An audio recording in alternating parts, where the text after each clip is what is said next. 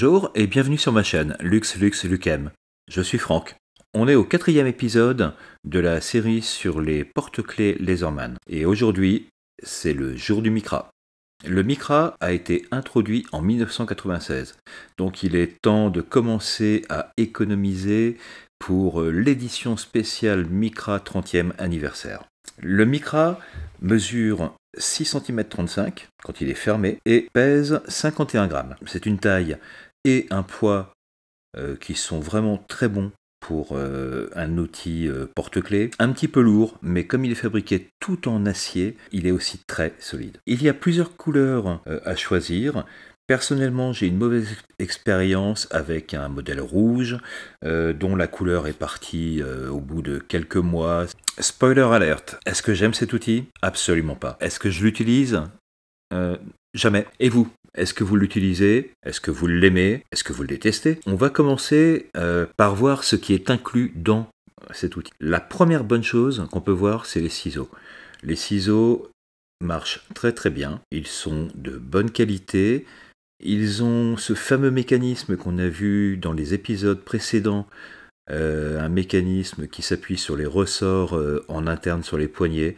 Ça marche très bien, c'est super ingénieux, c'est vraiment une bonne paire de ciseaux. Donc, aucun des outils ne sont accessibles depuis l'extérieur. Il faut d'abord ouvrir l'outil pour accéder à ce que vous recherchez. Donc aucun des outils ne sont accessibles de l'extérieur. C'est pas super pratique pour un outil de porte-clés. Surtout quand on pense que c'est l'outil qu'on va utiliser, qu'on va saisir en premier lorsqu'on aura besoin de faire quelque chose. Donc on a une lame. La lame, elle est faite en acier inoxydable, c'est du 420HC. C'est facile à aiguiser. La lame est plutôt bonne, assez grande pour faire des petits boulots, comme couper un morceau de corde ou ouvrir un courrier, ouvrir un colis. Elle mesure 4 cm de long.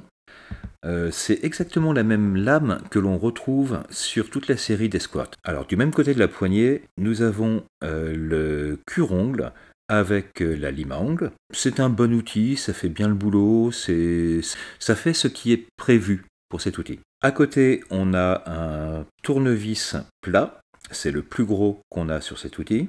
Il est un petit peu court, mais il marche très bien. De l'autre côté de la poignée, on trouvera une paire de pincettes. Elles sont droites, épaisses, attachées à l'outil. À mon avis, ces pincettes sont complètement inutiles. Je n'ai jamais réussi à m'en servir pour enlever une écharpe. Et en plus, comme elles sont attachées directement à la poignée, on a tout le poids de l'outil de l'autre côté, ce qui fait une balance, un équilibre vraiment très désagréable quand on essaye de s'en servir. Comme elles sont attachées, vous ne les perdrez jamais, mais il y a de fortes chances que vous ne les utilisiez jamais. Ensuite arrive un outil combo, Phillips et tournevis plat de taille moyenne, qui est toujours aussi inutile. Il est mauvais en tant que tournevis cruciforme et pas terrible en tant que tournevis plat de taille moyenne. En dernier, nous avons un autre outil combo qui comprend un décapsuleur et un tournevis extra petit, celui dont on se sert pour les lunettes.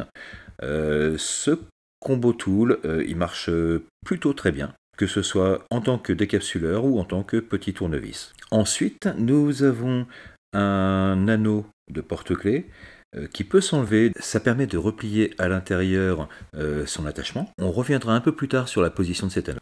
Le Micra est équipé d'une règle à la fois en pouces et en centimètres. C'est pas un outil de précision, mais si vous avez besoin de prendre une petite mesure rapide sans être très à cheval sur la précision de cette mesure, ça fait le boulot, ça peut dépanner. Alors, pourquoi est-ce que je déteste le Leatherman Micra? Pour illustrer mon opinion, j'ai pris un outil similaire de chez Leatherman, c'est-à-dire le Squirt S4. J'ai pris un Micra et je les ai montés sur un porte-clés avec 2 clés. Le Micra et le S4 offrent des specs qui sont assez comparables, assez proches. C'est pour ça que j'ai choisi ces deux-là. Si vous avez besoin d'utiliser la lame du Micra, il va falloir d'abord ouvrir l'outil, ouvrir la lame, refermer l'outil et utiliser la lame. Même chose pour le remettre dedans.